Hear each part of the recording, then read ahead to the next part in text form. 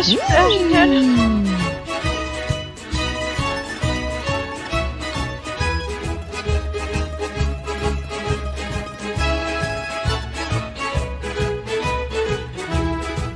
La panna cotta. La panna cotta, on aurait pu faire mieux comme transition, mais bon, écoute, hein. on restera dans les besoins primaires de l'homme. Hein. Oui. Ça reste blanc. Et de la femme, du coup, je parlais de l'homme en général, hein, parce que sinon... Oui, de l'espèce humaine. Alors, on reparle de bouffe, nous, avec les ingrédients. Les ingrédients. Alors, tout à fait. Il va vous falloir 30 à 40 grammes de sucre, hein, c'est selon si on aime très sucré ou pas.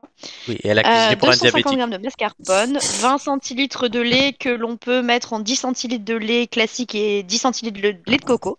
Moi, je le fais souvent en mélangeant les deux, mais il faut aimer le lait de coco.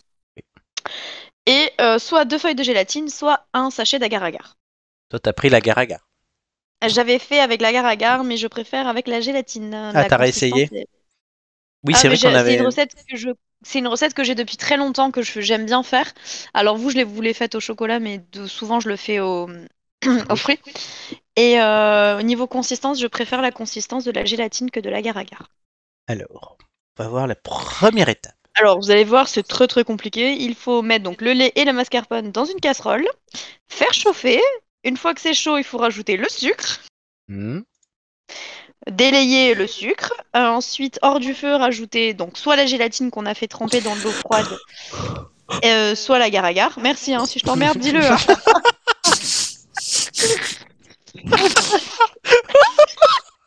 Ensuite, il faut mettre donc... Attends, pardon, Gigi, on l'entend bouffer, on l'entend bailler. Bientôt, on va l'entendre baiser.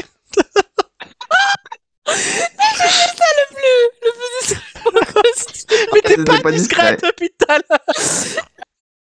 Comment faire? Donc, il faut verser ensuite donc, pareil dans des verres, je reviens, j'ai une question. Dans l'étape 3, donc tu mets ton sachet d'agar-agar ou ta gélatine trempée et tu attends un peu ou tout de suite après?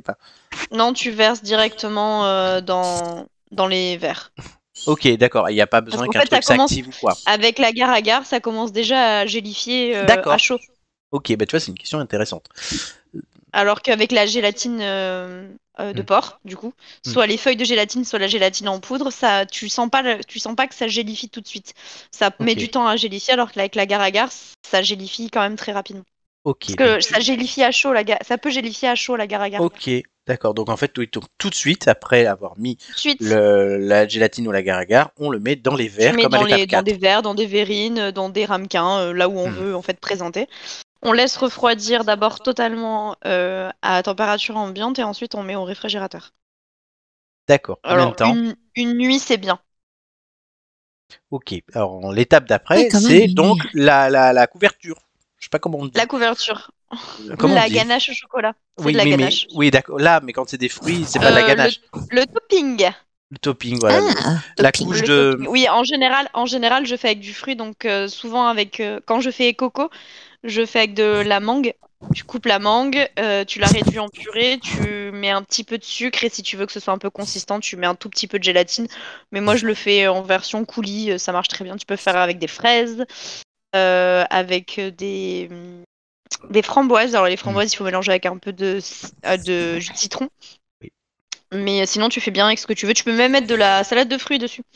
C'est bien aussi. Donc là, on dirait des olives. Non, c'est des Lindor. Ah, les Lindor.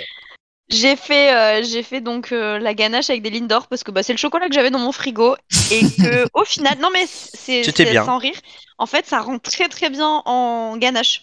Je ne savais pas et c'est hyper bien pour faire de la ganache. Donc il y avait moitié chocolat noir, moitié chocolat au lait.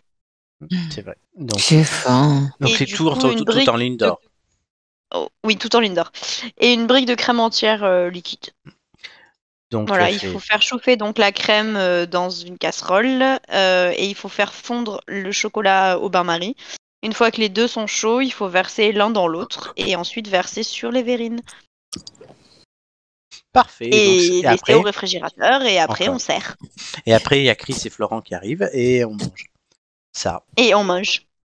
Ouais, tu nous avais mis un crispy de de noisettes concassées. C'était des chouchous de Voilà. noisettes, cacahuètes, noix de cajou, amandes, etc. Oui, donc du coup, oui, moi j'ai appelé ça un crispy, mais enfin, Bah, appelle ça le Les M&M's Crispy, ils sont là. Ouais.